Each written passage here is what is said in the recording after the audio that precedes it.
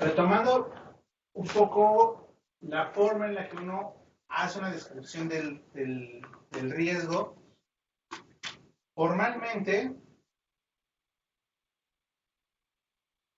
quienes tratan de poner esto en blanco y negro han dicho que los riesgos pueden ser descritos con esta fórmula: un sustantivo, un verbo en participio más una acción, un adjetivo, un adverbio, un complemento en sentido negativo. Algunos ejemplos de esta descripción, solo esto lo presento como para estar en el ámbito de lo formal, aunque puede haber muchas formas de describir el riesgo, ¿no? Uno que nos vamos a enfocar mucho es sobre el último, pero ahorita vamos a verlo. Por ejemplo, dice servicios médicos, que es el sustantivo, otorgados, el verbo en participio, y el adjetivo o adverbio o complemento en circunstancial en sentido negativo sería por debajo de los estándares de calidad. Y aquí la complejidad es ver qué significa la parte negativa, los estándares de calidad. Obra pública ejecutada que incumple estándares de calidad, lo mismo. Procesos institucionales operados de manera ineficiente, hay que ver qué significa ineficiente. Aguas residuales tratadas de manera ineficiente. Usuarios atendidos de forma deficiente. Y todo esto implica que son riesgos. Es solo como para dejarlo como entrada a algo que vamos a ver un poco más adelante sobre este último ejemplo. Son los usuarios atendidos de forma deficiente. Pues, hay muchos métodos, hay muchas formas en las que se pueden describir, pero se sugiere que lo hagamos de esta forma para partir de ahí el análisis que los provoca, encontrar los factores que provocan o que pueden provocar que este riesgo se materialice o estos riesgos se materialicen. La complejidad siempre va a estar en ser más precisos en esta última parte. ¿Qué significa ineficiencia? ¿Qué significa calidad? ¿Cuáles son los estándares? Etcétera. Una alternativa que sea... déjame ver esto.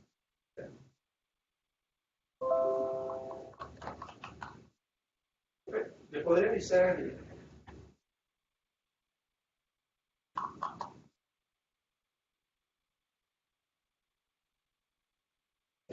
Si quieres abrir el micrófono. Sí, no, ya está.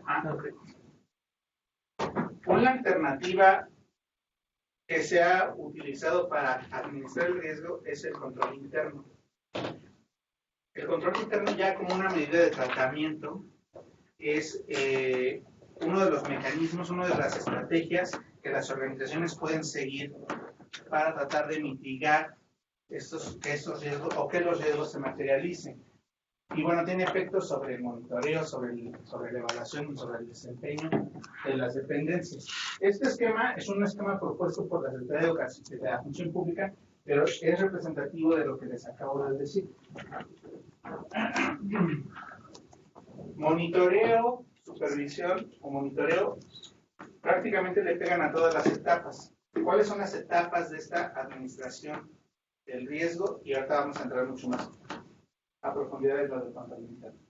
¿Cómo le pegan a los objetivos institucionales? ¿Cómo se identifican?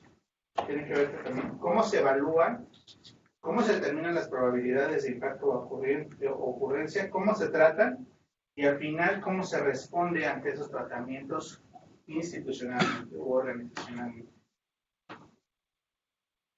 Entonces hay varios sentidos en los que le está pegando el monitoreo, la evaluación, y una muy clara, el diseño de los indicadores, que tiene que ver con la evaluación y el análisis como tal de los riesgos. Vamos a tratar de, en esta segunda parte, de profundizar ahí. Brevemente, porque a lo mejor lo más interesante para ustedes es justo entrar al detalle de cómo se evalúan los riesgos. Vamos a pasar esto un tanto rápido. El control interno es este proceso que llevan a cabo las organizaciones para prevenir que los procesos que se ejecutan dentro de la organización incumplan los objetivos e incumplan sus productos. Cuando ustedes tienen un proceso, todos esos procesos o procedimientos tienen como efecto final un producto que se espera de ellos.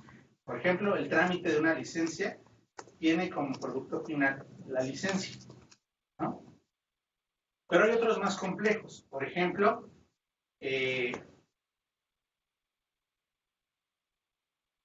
la contratación de un maestro bajo los parámetros de la evaluación del desempeño. En efecto, el producto final va a ser la contratación del maestro. Pero ese producto solo es parte de una satisfacción institucional más grande, que es cubrir la necesidad de contar con maestros, que sean de calidad para que los niños se eduquen mejor en este país. O el que haya definido la Secretaría de Educación Pública o quien lo haya definido. El del tratamiento de los refrescos.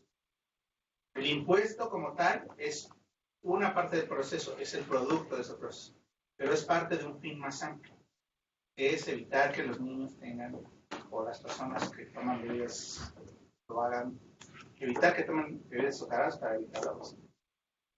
Entonces, hay que encontrar estos mecanismos de control interno para asegurar razonablemente el logro de los objetivos. Generalmente, las organizaciones no lo hacen solas. El control interno tiene muchas veces diferentes procesos y formas, desde la parte personal de este control interno, que es lo que yo hago a diario en mi organización, de la parte de los directivos hasta la gobernanza de la organización o la empresa. La gobernanza, en efecto, cómo se toman las decisiones en el colegiado, en el cuerpo de asesores, en donde la empresa o la organización puede estar operando, funcionando. Incluso puede tomar opciones del exterior para sus propios procesos o controles. ¿De qué sirve el control interno? Una vez que se identificó un riesgo, nos ayuda también a solucionarlo. Ya tenemos una decisión, tenemos una parte del proceso que sabemos que está fallando, y la idea del control interno es justamente operar bajo ese posible riesgo de incumplimiento, meterle una corrección y después evaluar que esa corrección haya sido eficiente. ¿Se les ocurre alguna de estas que hemos tratado hasta el momento? Por ejemplo, ¿cuál sería un control? Ya los han mencionado. Pero ¿cuál sería un control en el caso de las fotocopias? Ya como tal implementado. Un control para que lo de las fotocopias no pase.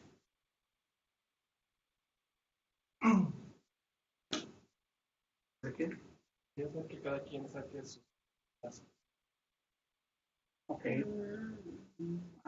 Lo que dice. No, que eso también. Digo, por algo hay un departamento de fotocopias, ¿no? Ok, ¿qué controles le ponemos a ese proceso del fotocopiado para que, otra vez, ya lo vimos, pero vamos a tratar de recuperarlo? Pues la confidencialidad, es una política de confidencialidad. Política de confidencialidad es una, ya hemos dicho, ¿qué más? Control documental, ¿no? Control documental y de archivos, ¿qué más? Recursos humanos. Selección de recursos humanos adecuada. En efecto, y cada uno de esos controles va a una fase diferente del proceso del producto final, que es la elaboración de un documento. Y ahí van a estar. Pero lo importante del control interno es esta forma en la que se discute cómo se va a corregir ese evento. Eso va a ser lo relevante del control interno. El segundo tema es que el control interno ataca las desviaciones. Si bien puede haber procesos dentro de la organización, a veces esos procesos siguen caminos alternos o paralelos que están más bien dados por las relaciones de informalidad, en esas en las que se dobla la regla, en esas en las que se puede llegar a romper la regla con tal de cumplir ciertos objetivos más rápido. Supongamos, a ustedes les piden cumplir con cierto nivel de metas en su organización, vender una cuota de cosas. Para cumplir esa cuota, ustedes estarían dispuestos a doblar o a romper la regla diciendo, saltándose los procesos formales y haciendo lo posible para alcanzar esos objetivos. Estas desviaciones tienen que estar detectadas ahí, en la parte del control interno. Generalmente esta etapa la realizan los auditores, pero no solo los auditores. Eso lo pueden realizar cualquier persona que esté dentro de la organización que quiera que su proceso se corrija desde antes de ser auditado, o desde antes de ser visto, desde antes de ser analizado, evaluado por un tercero. Ajá. Hacer una pregunta, algún ejemplo que se les ocurra de esto. La calidad de los datos, por ejemplo. A ver. ¿Cómo? No, pues, o sea, ¿cómo te aseguras que tus encuestadores están encuestando? Por ejemplo. ¿Qué control una pones? desviación, ¿no? ¿Qué control pones? Sí, la recolección de datos online, supervisión en tiempo real. Control de datos online. Recolección De datos online. Y monitoreo en tiempo real. Y un monitoreo en tiempo real. Analización de tus encuestadores. Capacitación. Auditorías directas. ¿Okay? Y entonces eso no genera, bueno, de nuevo, caemos en la paradoja de la burocracia, ¿no? ¿Hasta dónde y hasta cuándo? Pero sí, en efecto, son esos controles. ¿Qué más? Hay muchas quejas del órgano interno de control que es como que muy rígido, ¿no? Como que no te deja mucha libertad precisamente para cuestiones operativas, hacerlo más operativo en decisiones y como que te amarra por todos lados. Entonces a veces se vuelve un poco engorroso, ¿no? Ir con 10 pasos, cuando antes hacías o llegabas al resultado con 3. ¿No? Pero también eso entra un poco en la corrupción porque lo había, ¿no? Había corrupción. Entonces creo que se ha endurecido mucho el control, o sea, como que a veces parece excesivo. Sí, en efecto. Y a lo mejor una forma en la que podemos evitar que estos pasos sean como detonadores de más burocracia sería tratar de encontrar justo las fases precisas en las que un buen control se puede anticipar. Por ejemplo, yo mando a mis encuestadores al campo, pero no tengo la certeza de que los resultados que me están ofreciendo son verídicos, ¿no? Pueden estarlos autollenando, lo que sea, y entonces sesga la evaluación que yo quiero hacer. En el control que ya preveo es justo darles una capacitación, el llenado en línea, pero el llenado en línea, por ejemplo, ahí rompería con el asunto de que me estén diciendo la verdad. ¿Sí crees? Pues es más fácil, de hecho, pues nomás lo estarían llenando tal cual. Ellos, pero el problema, ¿cuál era? Pues precisamente eso, que estén llenando ellos o que estén falseando la información. O sea, ¿te refieres a que el llenado en línea sea directamente por el encuestado? Por el encuestador. No, porque claro. Que no rompes... O que no estén poniendo atención a las preguntas, las llenen nomás a la ISO. Exacto. El problema sigue siendo recurrente. Pero te ayuda a identificarlo. Pero nosotros queremos prevenir. ¿Cuál sería el control que deberías poner? Ya Magda ya dijo, les doy más capacitación para el llenado en línea. Pero puede no hacer. Entonces, ¿cuál sería un verdadero control? El instrumento de la práctica. No, pues la supervisión. Que saldría muy costoso, ¿no? Muy costoso, muy engorroso. Entonces, tendríamos que discutir en grupo o tendríamos que discutir si un control efectivo o un control razonablemente bueno podría ser tener preguntas que verifiquen lo que el encuestador está llenando. Entonces viene desde el instrumento, no viene desde la parte práctica del encuestador. Tú tú haces tu cuestionario y por ahí pones una otra pregunta que te ayude a identificar que lo que están diciendo no lo están llenando porque sí. Generalmente pasa, por ejemplo, en estas baterías largas de preguntas, las que tienes como mucho, poco, regular, de estas tipo Likert, y entonces tú pones una de control ahí para ver si están respondiendo adecuadamente, que va en sentido contrario a las anteriores. Entonces ahí te puedes dar cuenta cuando están. Ese tipo de controles puede pasar y ya son ex post, pero te ayudan a prevenir como que tu instrumento funcione o no adecuadamente. Pero no va sobre la conducta de la persona, sino sobre el entorno. Aunque también puedes corregir sobre la conducta, que es lo que el Behavioral Economics está tratando de hacer, ¿no? Prevenir sobre la conducta o atacar sobre la conducta. Muy bien. ¿Sí? ¿Algún otro ejemplo que pueda darse ahí como para controlar internamente? Pues yo creo que todas estas cosas como códigos de ética, manuales de procedimientos, responden de alguna manera a este control interno de riesgos. O sea, el hecho de que, por ejemplo, ahora estas formas de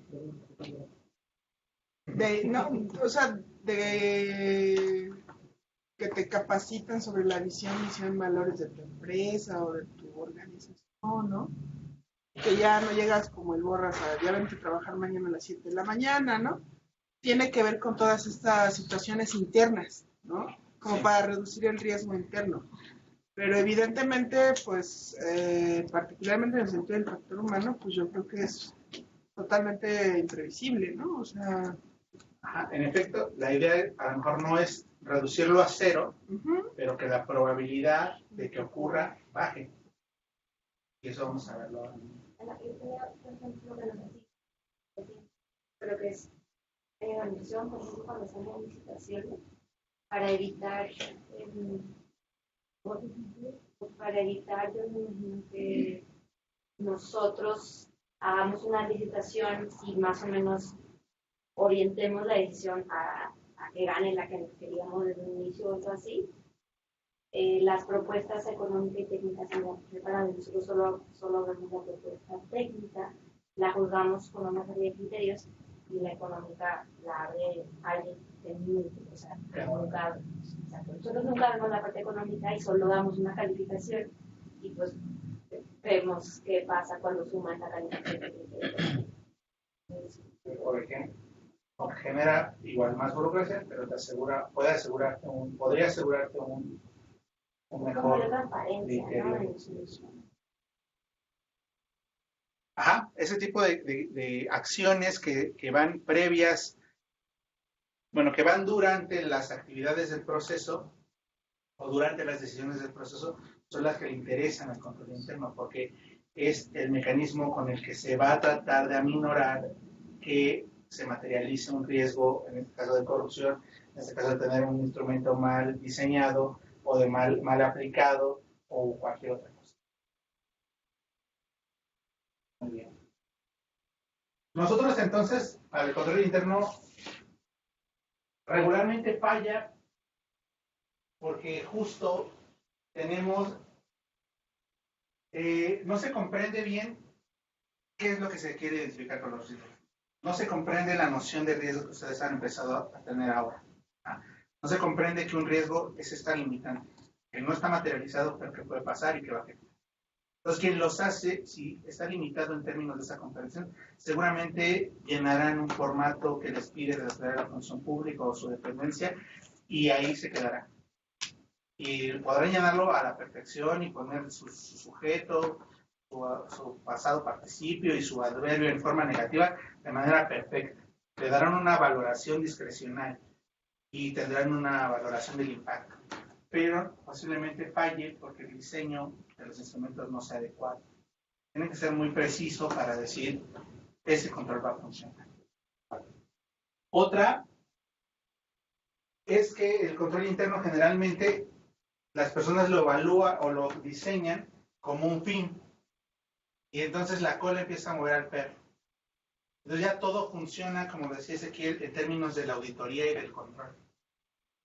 No se vaya a desviar el recurso. cuando la parte sustantiva de la organización ya no está operando, ya no está funcionando porque todo está enfocado a tener un control de todos los procesos. Es decir, debe haber un margen de libertad para que la parte sustantiva de la organización siga operando y funcionando. Y por último, haya controles sin estrategia. La estrategia es fundamental aquí, porque si tú empiezas a poner controles en todos los lugares donde hay decisiones y nodos importantes o detectas fallas, no necesariamente va a pasar lo que tú estás previendo. No necesariamente va a ocurrir que tu control sea de verdad efectivo en términos de lo que querías prevenir. Todo esto, o sea, interrumpe los logros de la organización. Entonces, ¿para qué sí sirve? Sirve como un instrumento de auditoría. Su misión es mejorar de manera sistemática y reducir los riesgos, reducir el posible riesgo, e incrementar la probabilidad de que la organización logre sus objetivos. Eso es lo que debería suceder en síntesis con esta parte alternativa del diseño de los controles y la administración del riesgo. Que la organización cumpla o incremente la probabilidad o el porcentaje de lograr sus objetivos. ¿Qué no es el control interno? No es un mecanismo de castigo, aunque se asume a veces así, ya es el mecanismo de castigo, entonces hay que controlarlo. No es un mecanismo de castigo el control interno, puede funcionar para muchos. También se observa que es un proceso de burocratización, no lo es.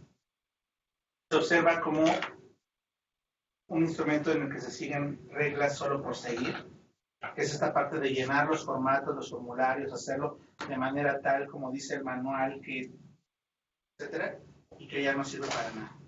Eso no es el control interno. Tampoco es una forma de investigación anticorrupción, aunque muchos lo usan para tratar de investigar razones sobre corrupción. No solo es responsabilidad de la función pública, lo OIC, se tiene que hacer por muchas partes de la organización y muchas partes de las etapas de los procesos, y tampoco es una responsabilidad solo de las autoridades dentro de la organización o de las autoridades en el servicio público o de las autoridades dentro de la empresa. Cada uno debería tener un poquito de responsabilidad en ver cuáles cosas se pueden mejorar, porque todas las acciones que hacemos pueden mejorarse y una de ellas es poner controles. Ok. Ya para finalizar vamos a hablar de la probabilidad de ocurrencia, de la probabilidad de impacto y de sus riesgos. Y aquí vamos a hacer un repaso de ese tipo de cosas. Por ejemplo, yo les decía que era importante que vieran las decisiones. Espero que se alcance a ver. Este es un ejemplo que viene clásico en los manuales de las dependencias públicas y sus manuales de administración del riesgo. El problema es usuarios atendidos de forma deficiente. Ese es el riesgo que identificamos. Y le intentan dar una relación causal que para nosotros, como lo hemos venido haciendo en este diplomado, son nuestras actividades que producen algún efecto o algún producto esperado en la organización. Entonces, ellos dicen, están mal atendidos porque hay capacitación insuficiente, supervisión deficiente, hay una inadecuada selección del personal y a veces nos solicitan dádivas. Y esto vino de alguna forma, en algún momento, y no sabemos cómo, provoca algunos impactos, como reducir la calidad de los bienes, afecta la imagen de la organización y reduce la satisfacción de los usuarios.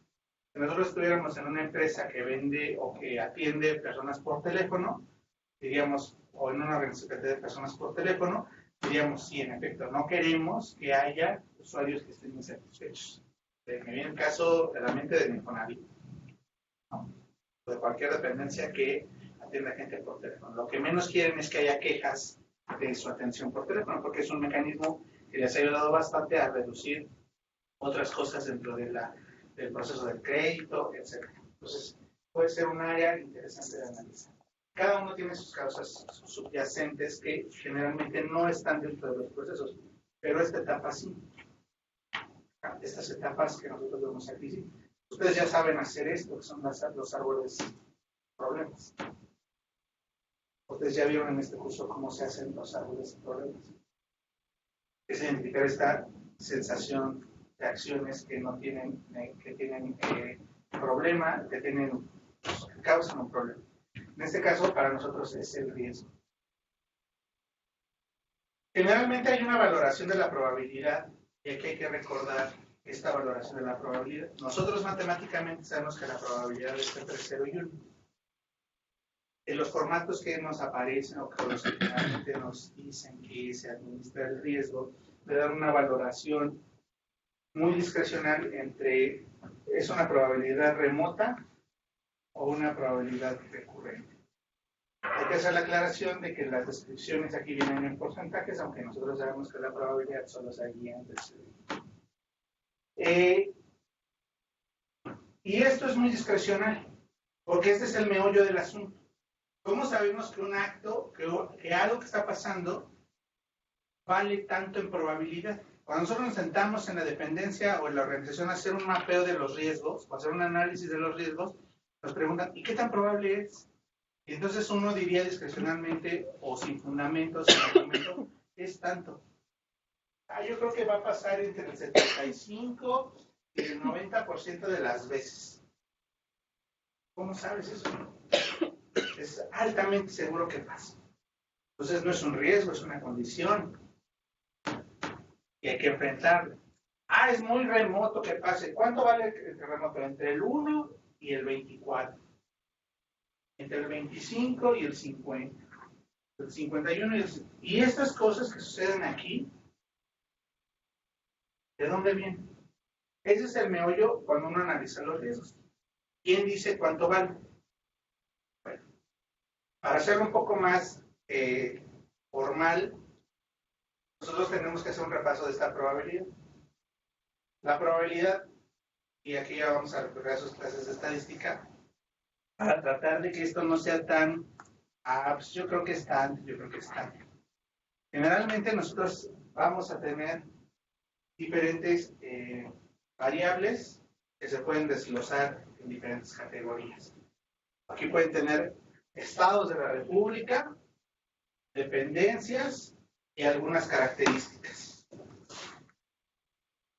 Siempre y cuando tengan relación. En el caso que aquí les estoy poniendo es hombre-mujer y su procedencia. Si son de la capital o si viven en la capital, si son de provincia o si son extranjeros. A esto se le llama tabla de contingencia. La tabla de contingencia nos va a ayudar a tener control o a tener una información más certera de este asunto. Probabilidad simple. Se refiere a la probabilidad de ocurrencia de un evento con una sola característica. Por ejemplo, ¿cuál es la probabilidad de que sea un hombre? ¿Cuál es la probabilidad de que sea una mujer? ¿Cuál es la probabilidad de que alguien venga de la capital, de que alguien venga de la provincia o que alguien sea extranjero? ¿Cuál es la probabilidad de que al lanzar un dado me caiga el número 6? Y esa es la probabilidad. Número de eventos posibles. ¿Cuál es la probabilidad de que al lanzar 2 dados? Y eso es la clásica definición de probabilidad simple que nos enseñan nuestras clases de estadística. La probabilidad conjunta se refiere a la posibilidad de que haya ocurrencia de 2 o más eventos. Por ejemplo, que sea hombre, que sea de provincia. Que sea mujer, que sea extranjera. ¿Vale? Ahorita vamos a ver por qué es importante. Aquí, la probabilidad compuesta. Eso es muy importante. La probabilidad compuesta es una u otra. Es decir, por ejemplo, que sea mujer o que sea extranjera. Que sea mujer o que sea extranjera. ¿Son eventos excluyentes en esta tabla? ¿Se puede ser mujer y extranjera? Sí, no. ¿Eh? No, sí. ¿Se puede Sí, ser ahí. mujer y extranjera? Sí. No son excluyentes. Perfecto. Pero puede ser o mujer o extranjera. Entonces ahí tenemos que calcularlas. Ahorita vamos a ver algunos ejemplos. Esta es la misma tabla, pero ya vista en términos de las probabilidades. A esto se le llama probabilidad conjunta y a esto probabilidad simple. Lo azul es justamente esta opción de si son una u otra, una y otra, Y la probabilidad simple es que sea solo un caso. La probabilidad de que sea solo B. La probabilidad de que sea A y B. La probabilidad de que sea B2. La probabilidad de que sea A2 con B2. Eso es la probabilidad. Eso cuando no hay eventos que no son excluyentes entre sí. Y hay algunos eventos que pueden ser imposibles, que su probabilidad siempre va a ser cero. Por ejemplo, que sea que sea hombre y que venga del espacio. Es excluyente, no existe esa posibilidad. Hay otro tipo de probabilidades que se llama probabilidad condicional y que aquí, en este caso, es con la probabilidad, por ejemplo, de que haya ocurrido un evento dado, esto es muy importante, otro evento ocurrido también está sucediendo. En este caso, una pregunta importante podría ser, ¿cuál es la probabilidad de que haya elegido mujer, dado que es de provincia? ¿Vale? Y la probabilidad sería calculada si es mujer y de provincia, con su probabilidad simple, que sean de provincia. Y eso nos da una probabilidad conjunta. A ver, vamos a hacer ya en términos numéricos. Este fue el estado nutricio de la población adulta más de 20 años en México durante el 2012. Esa es una tabla de frecuencias ordinaria. La sacamos estadísticamente quiero que me digas cuántos hombres y mujeres por niveles, ¿no? Peso bajo, peso normal, sobrepeso y obesidad. Y aquí nos dice la cantidad de personas, hombres, la cantidad de personas, mujeres, en cada nivel y los totales, ¿no? Generalmente nosotros sí nos encontramos en nuestros trabajos con este tipo de tabla, pero no le sacamos todo el provecho que deberíamos. Cuando nosotros analizamos los riesgos, este tipo de tablas, ya sea que aquí tengan todos los estados de la República y algunas características, o que tengan hombres y mujeres, que tengan otro tipo de variables que se pueden categorizar, les va a ayudar a decir en términos de probabilidad cuál va a ser con exactitud o más cercana su ocurrencia. A eso hay un soporte importante, que los datos ya se tomaron al menos una vez. Entonces, eso puede ser una limitante. Y ustedes observan en la segunda línea cuáles son las frecuencias que están. Cada una nos da 100% en este. Eso nos da información para sacar indicadores, para sacar índices. Perfecto.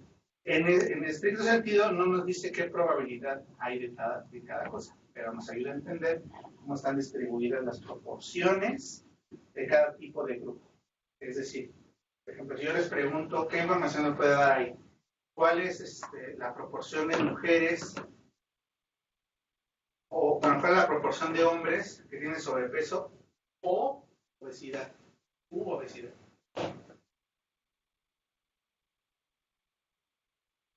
Como 69%. 69%. ¿Cómo lo obtuviste? Sumando Pero de los los dos hombres, porcentajes ¿Cuáles? de los hombres, 41 y 27. 41 y 27, más o menos 60 y tantos por ciento. Uh-huh. Sí, es la proporción de hombres que tienen sobrepeso. Pero no nos dice todavía la probabilidad, ¿o sí? ¿Cómo obtenemos la probabilidad de ocurrencia? Si eres hombre, tienes 6 veces más probabilidad de tener. ¿No puede sumar los dos hombres de sobrepeso y obesidad entre el total de 37.580? Ajá, entre todos. La probabilidad de ser hombre y Probabilidad de ser hombre. Hombre con sobrepeso y Sí, obesidad tengo sobrepeso. entre el total de hombres y mujeres. Entre el total. Sí. Entre este total. Ajá. Ajá, exactamente, esa es la probabilidad.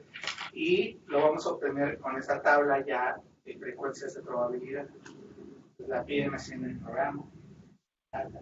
¿Alguien aquí ya sabe usar esta tabla? ¿Uno, dos? ¿Alguien más? Okay, para el taller vamos a usar esta. ¿Vale? Taller 1 de las que vienen a finales de noviembre, principios de diciembre. Vamos a usar esta. ¿Vale? Ok. Esta tabla de probabilidades nos las arroja tanto Excel como el estado. Pero lo interesante aquí es justo que ya nos deja ver cuánto representa del total cada una de las partes. Y eso está padre, porque entonces tenemos aquí en medio probabilidad conjunta, probabilidades simples, y vamos a ver muchos cambios. Basado en esta idea, entonces yo les voy a preguntar, ¿cuál es la probabilidad de tener bajo peso en México? Para Probabilidad de tener bajo peso en México. Probabilidad simple. 1.24. 1.20. ¿Se puede 1.24? No, porque es de 0 a 1. ¿Cómo la saco? 0.0. 0.01. 0.01. 0.01. ¿Sí? ¿Todos de acuerdo? ¿No? No. Es una probabilidad simple. Todos los que tienen bajo peso entre el total de los que tenemos. Pero no ya estaba sacada la probabilidad simple y la compuesta. ¿No? La probabilidad simple solo es esta parte de la hoja. Y solo les pregunté cuál es la probabilidad de tener bajo peso, independientemente de que sea hombre o mujer. Se parece a la otra misma, acá está. Quiere ser 1.24. Pero es que eso no es una. Bueno, Es un porcentaje, ¿no? no, ya se mide en términos de probabilidad. Porque por eso 0.01. Entonces es el Sí, porque lo 1.24 dividiste entre 100. Pero ese 1.24 no es probabilidad, ¿no? Sí, es probabilidad. Es la probabilidad de que alguien en México tenga sobrepeso. Con los datos de 2012.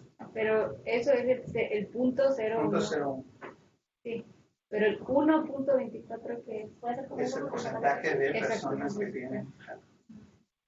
ya dividido entre 100 ya es la probabilidad. Dividido entre 100 es la probabilidad. Entonces, probabilidad simple tiene que ver con la primera pregunta. ¿Cuál es la probabilidad de tener bajo peso en México? Como la cantidad de casos. Y así pueden venir preguntas. ¿Cuál es la probabilidad de tener sobrepeso en México? 0.038. 0.38. Sobrepeso y obesidad. 70 y no sé qué. 70 y cacho. Entonces, otra forma de decirlo es 7 de cada 10 personas en México tiene sobrepeso u obesidad. ¿Vale? Pues ya tenemos información para decir con certeza cuál es el riesgo. Pero ahí el de sobrepeso y obesidad sería 0 porque tienes, ahí son excluyentes. Exacto. Sobrepeso y obesidad no se puede. Sobrepeso o u obesidad sí se puede. Exacto, muy buena observación. Sobrepeso y obesidad no se puede porque no tenemos variables que nos permitan sumar la unión de esos dos grupos. La intersección de esos dos grupos, no hay intersección en esos dos grupos. Unión sí. Sí se puede. Probabilidad de ambas. Sobrepeso u obesidad sí se puede. Sobrepeso y obesidad no se puede. O eres uno o otro. Por la construcción de la tabla. Sí, sí. Exacto. Por la propia construcción de la tabla y en términos como la construcción estadística no existe ese conjunto. Es este caso de esta variable no se podría, tendríamos aquí sobrepeso y obesidad no. Pero es por la misma categorización que le dimos a esta variable. No tenemos sobrepeso y obesidad. ¿Podríamos sacarla? Sí. si hiciéramos una categoría que dijera sobrepeso y obesidad. ¿Ah?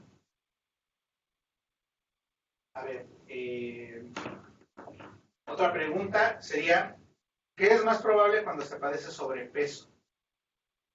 ¿Qué es más probable cuando se padece? Ahí está mal planteado. ¿Qué es más probable? ¿Quién es más probable que padezca sobrepeso? ¿Hombre o mujer? ¿Y en qué probabilidad?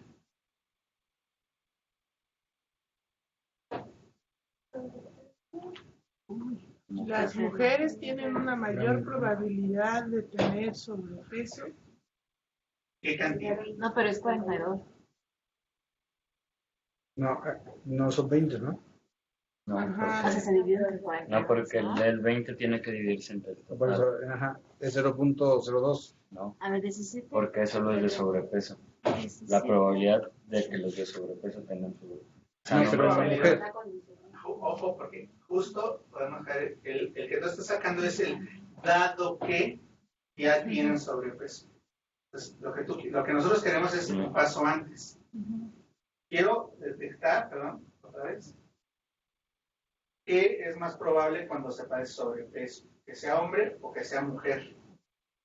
Mujer. ¿En qué probabilidad? Esa es la pregunta correcta. ¿Qué es más probable cuando se padece sobrepeso? ¿Qué es más probable ser cuando se padece sobrepeso? ¿Hombre o mujer? Por eso, pero tú ya lo estás condicionando a padecer sobrepeso. Ahorita vamos a ver otro tipo de preguntas. Apenas estamos viendo la identificación de la probabilidad conjunta. Yo lo que quiero ahora es comparar solo estos dos. Y estos dos por sí solos ya nos dan sobrepeso, pero estos dos, sobrepeso cuando eres hombre y sobrepeso cuando eres mujer. ¿Cuál de los dos es más probable? ¿A cuál de los dos es más probable que le ocurra? ¿A los hombres o a las mujeres? Las mujeres.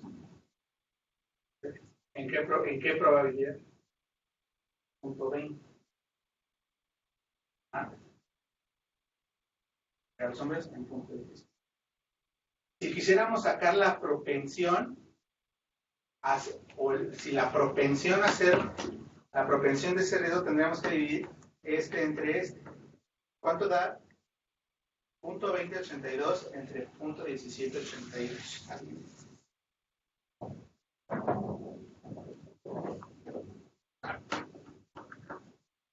¿Es propensión? La propensión es la posibilidad de que te ocurra conociendo comparado con otra de tus categorías. Da 16. Bueno, da 1.16. 1.16. Entonces diríamos, hay una propensión de 0.16 veces más de las mujeres a padecer sobrepeso sobre los hombres. ¿Ah? Ojo, son otra forma de expresar los datos. La mujer es 1.16 veces más propensa a ser obesa que los hombres en México. ¿Y la división cuál fue? ¿20 entre? 20 entre 10. Sobrepeso. A padecer sobrepeso. Se llaman, ya en términos estadísticos, se llaman momios de probabilidad. Cuando juegan fútbol, pues también un partido de fútbol, dicen, los momios del partido, la posibilidad de empate, la posibilidad de que gane el América, la posibilidad de que gane las Chivas. Les están dando esta división, la probabilidad de que gane uno sobre otro. Ahí eso significa que, yéndonos hasta la última columna que hay, que es 57, o sea, que hay más mujeres, tantas más mujeres, o estoy, o no, Como no te o sea, en la columna de total, uno sume 42 y otro sume 57. Ahí nada más nos da la frecuencia, nos da la proporción de... ¿De cuántos hombres? O sea, Ese es el es mucho porcentaje. más probable ser mujer que hombre. No. estoy poniendo. Sí. Sí. ¿Pero Ah, 57? ¿es eso? De los que encuestaron mayores de 20. Sí, es eso. De los que encuestaron mayores de 20. Sí, está como 51, 49, Ok, pero eso de por los los mayores de 20, porque la tabla es para mayores de 20.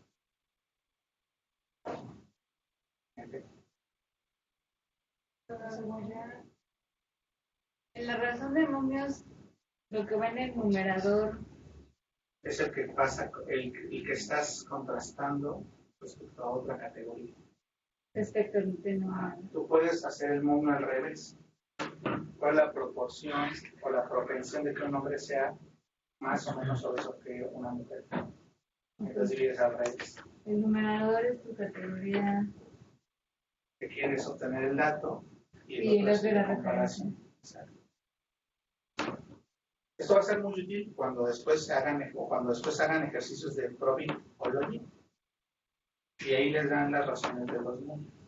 ¿Qué probabilidad hay que ya un modelo de probability les permite decir con certeza cuáles son las probabilidades de ocurrencia de tal o cual evento? Esto es como el antecedente.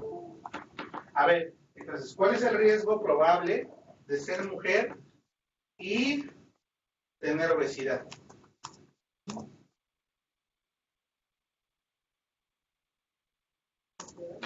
Punto 22. Exacto. Ser mujer y tener obesidad.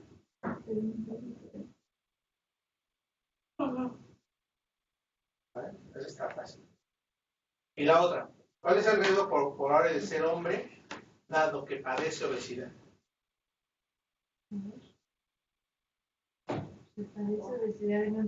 Sería el 17, el 11 sobre el 42. Exacto. Nos da como 30. A ver, otra vez. Ser hombre dado que ya es obeso. Entonces es 11 sobre 30. No, 42, ¿no? 11 sobre. No, este sobre. A ver, ¿y por qué? Perdón, Pero es hombre. Hombre Esa dado es que la es probabilidad. hombre dado que es obeso. Pero porque en una pregunta anterior, en la que era... Es que incluye el dato. En la pregunta que decía, dado que se padece sobrepeso, ¿es hombre o mujer? No la segunda. Está mal formulada. La pregunta es: ¿qué es más probable Ok. padecer cuando es hombre o mujer? O sea, ¿Qué es más probable ser? ¿Qué es más probable ¿qué ser? sexo es más probable ser? Ajá, eso sí, pero Lo que ya... tienes.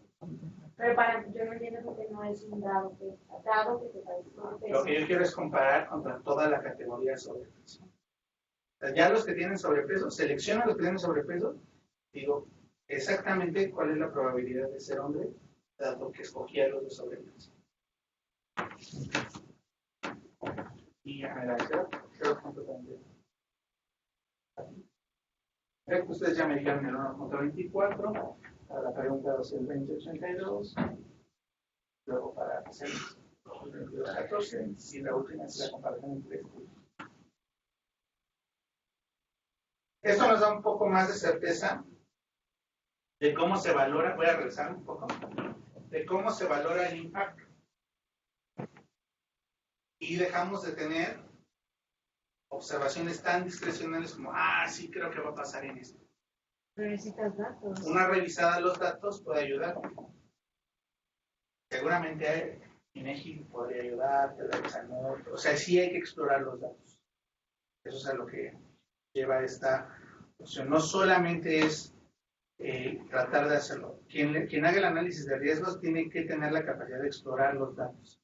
Una tabla de contingencia siempre va a ser muy útil para ese tipo de cosas, como primer acercamiento, sin necesidad de meterse a modelos estadísticos que les ayuden a predecir la probabilidad o a encontrar la probabilidad. Una tabla de contingencia es en Excel o en Stata Analítica, les va a ayudar a encontrar esos datos. Seguramente se tienen. Yo recuerdo en las dependencias siempre hay unas tablas de estados, categorías de cosas que hacen. Hay que explorarlo y hay que ver cuáles variables se pueden seguir categorizando. ¿Vale? Nada más para decirles, esta tabla o estas fórmulas les ayudan a encontrar en términos de probabilidad la ocurrencia de una. La otra es la valoración del grado del impacto. Y aquí sí no hay como todavía una forma tan legible de entenderla. Nos han propuesto desde la Secretaría de la Función Pública que el impacto se mida en términos del daño que provocaría no considerar los controles, desde daño menor hasta daño catastrófico. Y aquí las valoraciones han sido lo que yo creo que pasaría si no hay una corrección del daño.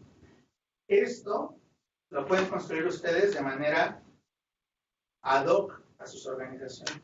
Acá, por ejemplo, se valora el daño al patrimonio, se valora el daño financiero como fraude, se valora el daño a la imagen de la organización, pero ¿cómo se mide el daño a la imagen de la organización? En términos de votos, en términos de... O sea, no hay una cosa tan legible como para valorar el impacto. Finalmente, esto nos lleva a mapas que nos ayudan a priorizar en cuáles riesgos podemos actuar con mayor facilidad. Y este tipo de gráficas pues son relativamente fáciles de construir. Ustedes tienen ya dos variables, la de la probabilidad de impacto y la de la probabilidad de ocurrencia y la probabilidad de impacto. Lo único que están haciendo en este caso es ponerla en una gráfica de dos ejes, se le llama scatter, ¿no? Valoran sus dos ejes y les da puntos de dónde van a, cuáles son los más probables. En estas dos gráficas, los que están más a la derecha son los que, para la dependencia, más a la derecha, más hacia arriba, para la dependencia tendrían que ser los más importantes de atender, los que tienen un impacto mayor con una probabilidad de ocurrencia muy alta. Hay algunas dependencias que lo valoran así y dicen, no me importa tanto si está entre 0 y 7, entre 8 y algo más.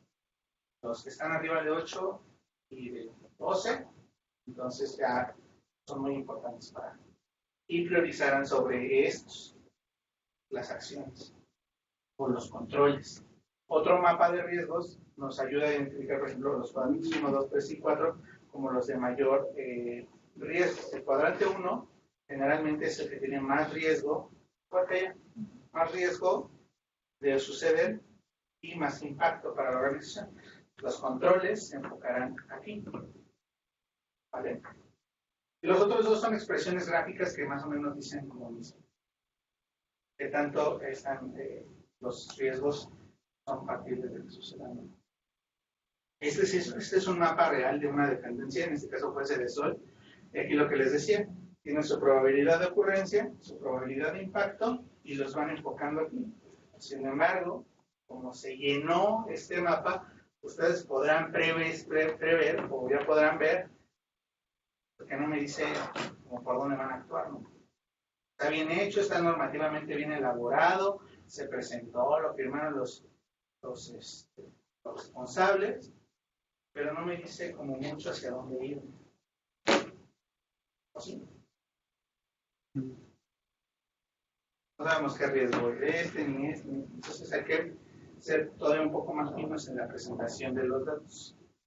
A ver si en el taller, no sé, voy a ver si intentamos.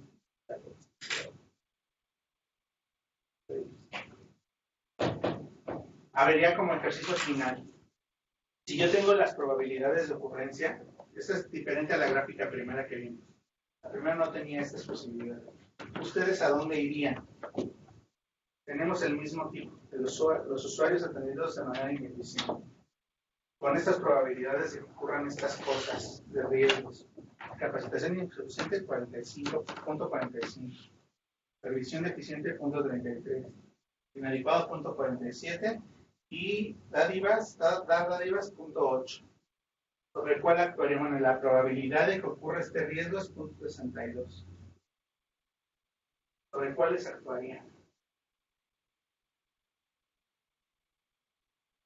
¿Sobre todas o irían estratégicamente alguna? ¿Por lógica no sería el más alto de probabilidad que pasa? Podría ser. El más alto es uno de los que priorizan. Por lógica y por estrategia. Es el que tenga más impacto. El que tenga más impacto. No tenemos aquí todavía la valoración del impacto. La tendríamos que construir. Pero... Para el que tengas capacidad de Esa es una, ¿no? ¿A cuál sí tienes que aprender? Puedes atender el del 80% que son que la gente no le dé dádivas a los funcionarios. No creo que tengas control sobre ello. O sea, Sí implica un análisis detenido de dónde sí podemos actuar. ¿Qué sí está bajo nuestro control? La capacitación, la supervisión. Ajá. A lo mejor, poniendo algún tipo de controles, la selección del personal. Y entre estas dos, si solo pudiera elegir una, a lo mejor la que podríamos elegir sería capacitar o seleccionar el personal que son de las más altas. Entonces sí hay que pensarlo como en términos de respuesta. ¿Cuál es la que me va a redituar mayor efecto para reducir los impactos? La meta, en este caso, era reducir la probabilidad de ocurrencia a la mitad. O sea, que no ocurra al 60, sino que ocurra al 30. Al punto 30. ¿Vale? Y ese tipo de cosas son como las que tienen que detenerse a pensar cuando hagan el análisis de riesgos. ¿Tenemos información? Sí. ¿De qué tipo? ¿Cuánto me cuesta? ¿Cómo lo hago? ¿Para qué lo hago? Va a quedar un poco pendiente esto que ya vimos, nada más eso que ya vieron con Daniel. Aquí no se alcanza a ver, pero en la no sé por qué no lo presenta, pero en la presentación hay un ciclo de este análisis de decisiones. Se mapea el proceso, se analiza la decisión, se pone un control. Es muy similar a lo que ya estuvimos viendo durante toda esta. Era como para hacer. ¿Vale? Te hablo una sola vez. No sé por qué no lo proyecta, pero está en su práctica. ¿Alguna pregunta? ¿Alguna observación? Van a poner la presentación, ¿eh? Porque no está todavía. Sí, ya está. Bueno, la subieron hace un momento. Okay. ¿Tienen las respuestas? ¿No? ¿Cómo? ¿Tienen las respuestas del ejercicio que hicimos ahorita? No, esas las tendríamos que construir. Esas son cosas que se construyen, ¿no? No hay como una respuesta sólida. La tienes que construir. No, sí. Muchas gracias. Al final les dejo una metodología del análisis de los riesgos. Sí vienen. La función pública señala que debe cómo debe administrarse el riesgo. Igual lo encuentran en un manual. Pero está puesto aquí en su presentación. De todos modos, si tienen alguna duda, quieren anotar mi correo, es luis.trejo@cide.edu.